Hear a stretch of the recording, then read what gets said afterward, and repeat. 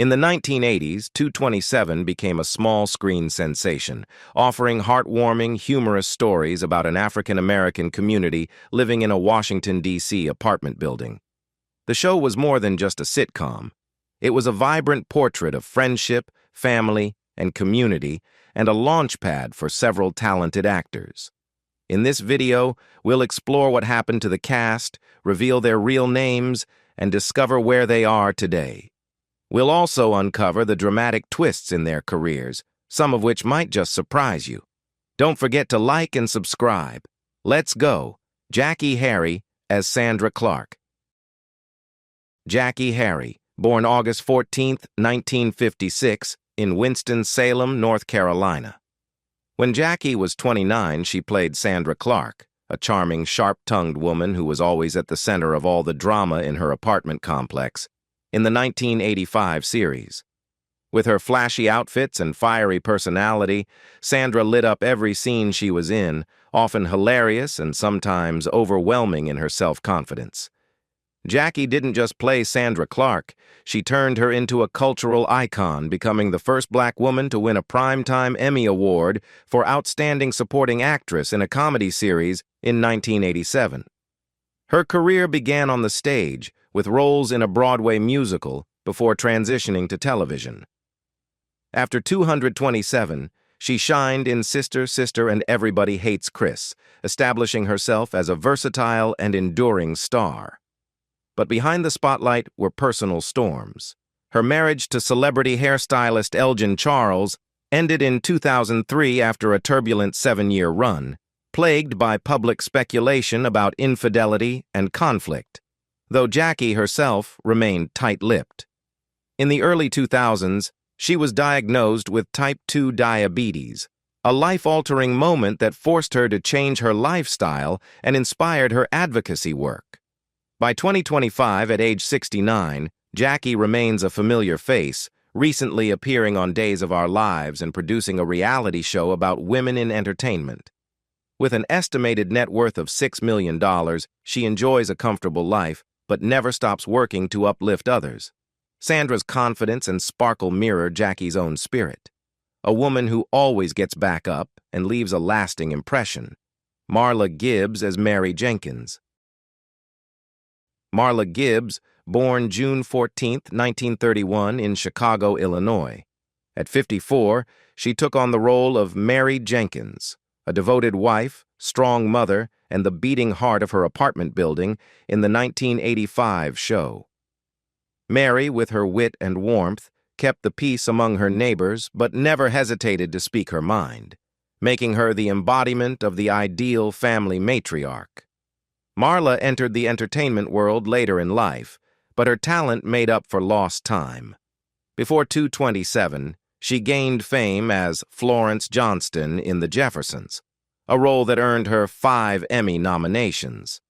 As Mary Jenkins, she not only starred, but also helped shape the show behind the scenes as a producer. After 227, she appeared in The Hugleys and Scandal and opened a jazz club in Los Angeles to support up-and-coming artists. Her personal life, however, was filled with challenges. Her marriage to Jordan Gibbs ended in 1973, leaving her to raise 3 children alone under financial strain. During those years, Marla faced emotional hardship, even considering giving up acting. But her love for her craft and her family kept her going. By 2025, at age 94, Marla remains active in documentaries about Black television history and is revered as a symbol of resilience. With a net worth of around $4 million, she lives a life of dignity, always reminding the world that her success was built on sweat, tears, and sheer determination. Elena Reed Hall as Rose Lee Holloway. Elena Reed Hall, born November 10, 1946, in Springfield, Ohio. At 39, she played Rose Lee Holloway, Mary's gentle yet resilient best friend, in the 1985 series. Rose's open heart and quiet strength made her a comforting presence in the building, though her kindness often hid private sorrows. making her one of the show's most emotionally complex characters. Elena brought rare authenticity to Rose, drawing from her Broadway experience and her beloved role as Olivia on Sesame Street. Her career was impressive, spanning musicals like Hair to memorable TV appearances. Yet Elena's personal life was quietly tragic. Her first marriage to Richard Cook ended in the 1970s, leaving her emotionally and financially strained. Her second marriage to Tamim Amini in the late 1980s also ended, worn down by irreconcilable differences. In 2007, she received devastating news: a diagnosis of breast cancer. She fought bravely, speaking out publicly and advocating for cancer awareness, even as her health declined. On December 17, 2009, Elena passed away at St. John's Health Center in Santa Monica, California, at age 63. Her death shocked fans. Just months earlier, she had appeared at a charity event, smiling brightly despite her pain. With an estimated net worth of $1 million, Elena left behind a modest yet profound legacy. Rose, with her tenderness and strength, reflected Elena's own life, a woman who loved deeply but could not escape a cruel fate. Hal Williams as Lester Jenkins. Hal Williams, born December 14, 1938, in Columbus, Ohio. At 47, he played Lester Jenkins, Mary's devoted husband and the steady, dependable patriarch, in the 1985 series. Lester, with his calm demeanor and deep love for his family, represented the ideal of a grounded, responsible man, though his seriousness often led to unintentionally funny moments. Hal gave Lester a sincerity that audiences instantly connected with. Before 227, he had appeared in Private Benjamin and Sanford and Son, steadily building a career without much flash. But 227 changed everything, making him a household name. Off-screen, Hal faced personal hurdles. His first marriage ended in the 1960s, leaving emotional scars that kept him guarded for years. His second marriage to Renee Himes in 1974 seemed promising, but the pressures of his busy career created distance between them. Through patience and love, they managed to hold on. By 2025, at age 87, Hal is still working, lending his voice to animated projects and supporting diversity efforts in Hollywood. With a net worth of about $3 million, he enjoys a comfortable life, always emphasizing that family remains his most valuable treasure. Lester's strength and quiet affection mirrored Hal's real-life values, a man who weathered storms with love as his anchor. Kevin Peter Hall as Warren Merryweather. Kevin Peter Hall, born May 9, 1955, in Pittsburgh, Pennsylvania. At 34, he played Warren Merryweather, a uniquely charismatic man with a powerful presence, in the 1989 season of 227. Warren, with his towering height and enigmatic personality, left a lasting impression despite his brief time on the show. Standing at 7 feet 4 inches, 2.2 meters, Kevin Peter Hall was truly one of a kind. He gained fame as the terrifying creature in Predator and Predator 2, becoming a science fiction icon. But Kevin's real life took a tragic turn. In 1990, after a serious car accident, he received a blood transfusion. Unbeknownst to him, the blood was contaminated with HIV. Shortly afterward, he was diagnosed with AIDS. Though he tried to keep working, his health declined rapidly. On April 10, 1991, Kevin passed away from AIDS-related pneumonia in Los Angeles at just 35 years old. His death, at the height of his career, was a devastating loss to Hollywood. He left behind his wife, 227 co-star Elena Reed Hall, and countless heartbroken fans. With an estimated net worth of $1 million, Kevin's legacy is brief but brilliant. The role of Warren, with its quiet strength and mystery, was a reflection of Kevin himself, a star that burned bright and disappeared far too soon. Helen Martin as Pearl Shea. Helen Martin, born July 23, 1909, in Nashville, Tennessee. At 76, she brought to life Pearl Shea, the witty, gossip-loving but deeply loving neighbor, in the 1985 sitcom. Pearl, known for her sharp one-liners and big heart, brought laughter and unity to the apartment complex, while quietly embodying the resilience of an older generation. Helen Martin was a true legend, with a career that spanned over 6 decades. From the stage in Pearly Victorious to TV roles in Good Times, she was a timeless talent. But her path was never easy. As a black actress during an era of deep racial segregation, Helen faced rejection, stereotyping, and public insults. These wounds ran deep, making her a private person who rarely discussed her personal life. In her later years, Helen battled heart disease, a struggle she endured silently. On March 25, 2000, she died of a heart attack in Monterey, California, at the age of 90. Her passing, despite her advanced age, shocked fans who remembered her energetic performance just a few years earlier in Don't Be a Menace. With a net worth of approximately $500,000, Helen left behind a modest but meaningful legacy. The character of Pearl, with her humor and depth, mirrored Helen's real-life spirit, a woman who defied prejudice and became a symbol of perseverance. Regina King as Brenda Jenkins. Regina King, born January 15, 1971, in Los Angeles, California. At just 14 years old, she played Brenda Jenkins, the smart, innocent, and spirited daughter of Mary and Lester, in the 1985 series. Brenda, full of dreams and youthful optimism, was the voice of her generation, though her inexperience often led her into trouble. Regina started as a child star, but 227 laid the foundation for an extraordinary Hollywood journey.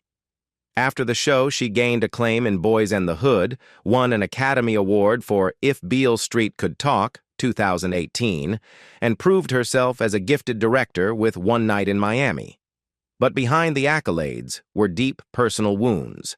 Her marriage to Ian Alexander Sr. ended in a contentious divorce in 2007. Leaving emotional scars. Then, in 2022, tragedy struck when her only son, Ian Alexander Jr., died by suicide at the age of 26. The loss plunged Regina into a period of deep grief. In response, she founded a mental health foundation in his name, channeling pain into purpose. By 2025, at age 54, Regina continues to direct major projects, including a recent drama series about the civil rights movement, and still stars in critically acclaimed films. With a net worth of approximately $12 million, she stands as one of the most successful alumni of 227. Brenda's resilience and hope were just the beginning. For Regina King, adversity has only strengthened her will to rise, though her heart carries scars that never fully heal. Goodwin as Tiffany Holloway. Goodwin, born August 2, 1973, in Montclair, New Jersey. At age 12, she played Tiffany Holloway, the sweet, curious daughter of Rose, in the 1985 series. Tiffany, with her bright smile and endless curiosity, brought youthful energy to the show, even though her innocence sometimes led to misadventures. Was one of the brightest child stars of the 1980s, and 227 was her big break. She later appeared in The Facts of Life in a Different World, but growing up under the spotlight took a toll. As the pressure of fame mounted, she gradually stepped away from acting. In the 1990s, married, but the relationship ended in divorce. The following years were a period of emotional and professional confusion as she struggled to redefine her path. Eventually, she found purpose behind the scenes, producing short films that tackled social justice issues. Paul Winfield as Julian C. Barlo. Paul Winfield, born May 22, 1939, in Dallas, Texas. At 49, he portrayed Julian C. Barlo, a mysterious and deeply introspective man, in the 1988 season of 227. Julian's suave exterior and complex soul made him a captivating presence, even though his time on the show was brief. Paul Winfield was one of the most respected actors of his generation, earning an Oscar nomination for Sounder, 1972, and appearing in acclaimed films like The Terminator and Star Trek II. His role as Julian was a subtle yet elegant addition to a legendary career. As an openly gay man during a time of intense discrimination, Paul endured countless obstacles in Hollywood, from being denied roles to facing cruel public scrutiny. His long-term relationship with partner Charles Gillen Jr. provided emotional refuge amid the professional and societal challenges. In the 1990s, Paul's health began to decline due to heart disease. On March 7, 2004, he passed away from a heart attack at Hollywood Presbyterian Medical Center in Los Angeles at the age of 64. His sudden death shocked fans. Just weeks earlier, he had participated in an enthusiastic interview reflecting on his career. With an estimated net worth of $2 million, Paul left behind a rich artistic legacy. The character of Julian, layered and intriguing, mirrored Paul's own life, a man who defied prejudice to become a legend. Countess Vaughn as Alexandria Dwit. Countess Vaughn, born August 8, 1978, in Idabel, Oklahoma. At just 10 years old, she played Alexandria DeWitt, a sharp, energetic young girl, in the 1988 season of 227. Alexandria's bold personality and confident voice brought new energy to the building, though her impulsiveness often led to endearing chaos. A natural-born performer, Countess turned the role of Alexandria into a gateway for a vibrant career. After 227, she became a breakout star in Moshe and The Parkers, winning multiple NAACP Image Awards. However, her personal life was a whirlwind of drama. Her marriage to Joseph James from 2002 to 2005 ended in bitter disputes over custody and finances. In the 2010s, she was diagnosed with lupus, a chronic autoimmune disease that forced her to step away from acting to focus on her health. Yet she remained outspoken, sharing her journey to inspire others facing similar battles. By 2025, at age 47, Countess continues acting in indie films and reality shows while running a small cosmetics brand. With an estimated net worth of $900,000, she leads a humble but fulfilling life. Alexandria's confidence and dynamism marked the beginning of a Countess Vaughn, who has fought to overcome every obstacle life has thrown her way. Barry Sobel as Dylan McMillan. Barry Sobel, born July 11, 1959, in Brooklyn, New York. At 30, he played Dylan McMillan, a witty, energetic young man, in the 1989 season of 227. Dylan's laid-back attitude and sharp humor brought fresh energy to the building, though his overconfidence often landed him in hilarious predicaments. Barry Sobel was a well-known stand-up comedian in the 1980s, sharing the stage with comedy giants like Robin Williams. His role as Dylan marked a new chapter, but his acting career never quite hit the heights many expected. After 227, he appeared in Doc Hollywood and The Ellen Show, but gradually shifted to comedy writing in search of stability. Barry's brief marriage in the 1990s ended in divorce, a period he later described as a dark time, marked by stalled career momentum and personal struggles. In the years that followed, he focused on stand-up and writing, rekindling his passion for comedy. By 2025, at age 66, Barry still performs in comedy clubs around Los Angeles and writes for small television shows. With an estimated net worth of $1 million, he lives a simple yet passionate life. The character of Dylan, with his humor and zest, mirrors Barry himself, a man who uses laughter to navigate life's ups and downs. Stony Jackson as Travis Fillmore. Stony Jackson, born February 27, 1960, in Richmond, Virginia. At 29, he played Travis Fillmore, a charming, free-spirited heartthrob, in the 1989 season of 227. With his good looks and easygoing charm, Travis won over hearts in the apartment complex, though his rebellious streak sometimes caused trouble. Stony was once hailed as a rising star, with standout roles in Streets of Fire and The Insiders. 227 became one of the most important milestones in his career. However, after the show ended, he struggled to land breakout roles, and his career slowly lost momentum. His marriage in the 1980s ended in divorce, partly due to financial strain and the fierce competitiveness of the entertainment industry. In the years that followed, Stony turned to indie film projects and became an acting coach, mentoring the next generation of talent. By 2025, at age 65, he continues to take on small television roles and runs a modest acting studio in Los Angeles. With an estimated net worth of $700,000, Stony lives a humble but meaningful life. The role of Travis, with all his charm and defiant spirit, reflects Stony's own journey, a man always searching for the light no matter how tough the path. Looking back in 2025, 227 is more than just a television show. It's a living memoir. Each actor wrote their own chapter, creating a legacy forever etched in the hearts of fans. Which cast member was your favorite? Let us know in the comments, and don't forget to like and subscribe. Thank you for watching, and we'll see you next time. Goodbye for now.